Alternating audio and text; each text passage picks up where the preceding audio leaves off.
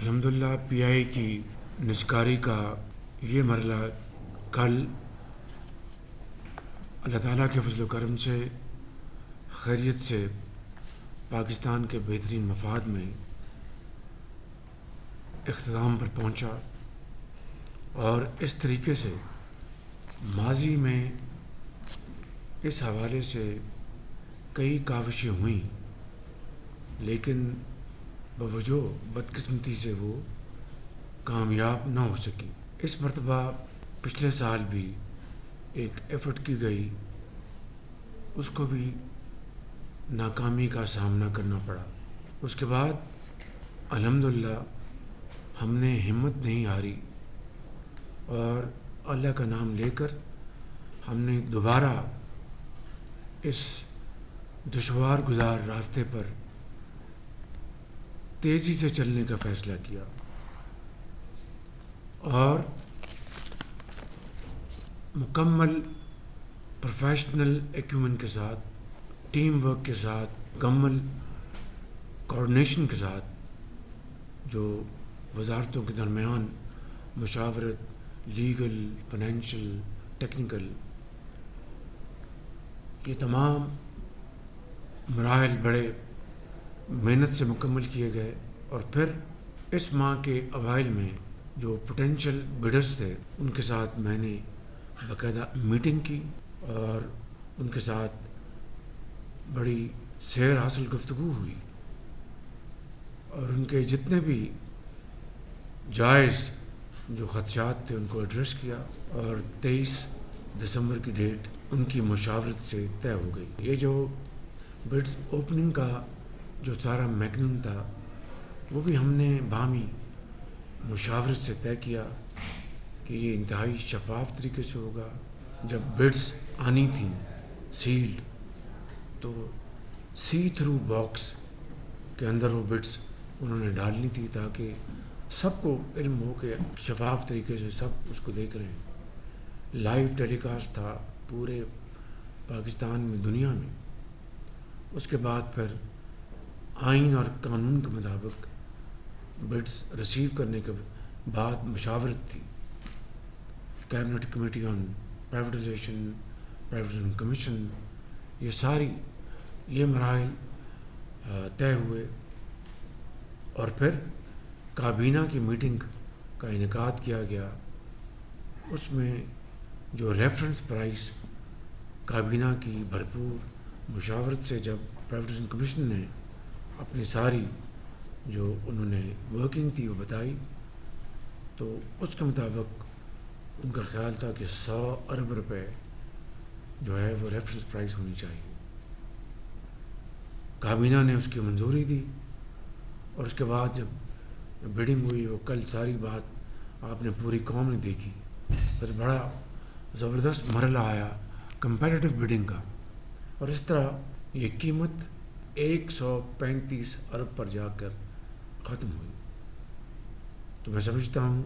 کہ 75% جو شیئرز پی آئی کے ہم نے پرائیویٹائز کیے ہیں، اس کے اوپر جو 100 ارب روپے کی ریفرنس پرائز تھی، اس کے اوپر 135 ارب روپے کی بولی آئی۔ تو جو باقی ماندہ شیئر گورنمنٹ کے پاس ہیں 25%، اس کی بھی قیمت آٹومیٹکلی اسی لیول پہ آ گئی۔ تو 135 کو اگر آپ ایڈ کریں گورنمنٹ کے جو باقی ماندہ شیئرز ہیں 25%، تو اس بولی کے حساب سے وہ ٹوٹل 180 ارب روپے بنتی ہے۔ میں سمجھتا ہوں کہ ہم نے اللہ تعالیٰ کے فضل و کرم سے، میں نے اپنے تمام رفقا کے ساتھ بھرپور عرق ریزی کے بعد، پوری تندہی کے بعد، اور یہ خدا رکھتی بات ہے، میں یہ بات بلا خوف تردید کہہ سکتا ہوں کہ ہم نے حد الامکان انسانی حد تک جو بھی پاکستان کی وسیع تر مفاد میں اس حوالے سے جو فیصلے کیے جا سکتے تھے وہ ہم نے کیے، اور ماضی میں جو فیلیئرز ہوئے، ناکامیاں ہوئیں، اس سے سبق حاصل کرتے ہوئے کہ اس کو دوبارہ رپیٹ نہ کیا جائے۔ تو اس طرح آخری مراحل میں بھی ہم نے جو بڈرز کا کانفیڈنس اس کو بڑھانے کے لیے ہم نے فیصلے کیے، جس سے کہ ان کا حوصلہ بڑھا، اور اس طرح آپ نے دیکھا کہ یہ شفاف بہت عمدہ طریقے سے یہ بیڈنگ ہوئی۔ میں اس حوالے سے پوری پاکستانی قوم کو دل کی اتھاہ گہرائیوں سے مبارکباد پیش کرنا چاہتا ہوں کہ ان کی دعاؤں سے یہ جو پی آئی اس کا لوگو تھا، great people to fly with, Frankfurt, London, وہاں پر امپورٹنٹ پوائنٹس کے اوپر یہ great people to fly with, ہماری دلی خواہش ہے کہ اب جن پاکستانی سرمایہ کاروں نے، اور یہ بڑے معروف سرمایہ کار ہیں جن میں یہ بیڈنگ ہوئی ہے، مجھے پوری امید ہے، میں ان سے یہ بات بھی کر چکا ہوں کہ انشاءاللہ وہ وہی جو پرانی بھولی بسر یادیں، بہت خوشگوار یادیں، ان کو تازہ کریں گے نئی سرمایہ کاری کے ذریعے، جدید انسٹرومنٹس کے ذریعے، نئے جہاز لا کر، اور پی آئی کی اڑان پاکستان کے حوالے سے دوبارہ بلندیوں پر ہوگی۔ یہ ہماری خواہش بھی ہے اور دعا بھی ہے، پوری قوم کی خواہش ہے۔ تو میں سمجھتا ہوں کہ اس حوالے سے جن سرمایہ کار اصحاب نے یہ بولی جیتی ہے، میں ان کو بھی مبارکباد پیش کرتا ہوں، اور ہماری ٹیم میں جو ہمارے اسٹار ٹیم پلیئرز ہیں، انہوں نے جس محنت اور عرق ریزی سے یہ شاندار کارنامہ انجام دیا ہے، میں ان کو فرداً اور اجتماعاً بھی ان کو مبارکباد پیش کرنا چاہتا ہوں۔ اس میں ڈپٹی پرائم منسٹر جناب اسحاق ڈار صاحب کی بڑی کاوشیں شامل ہیں،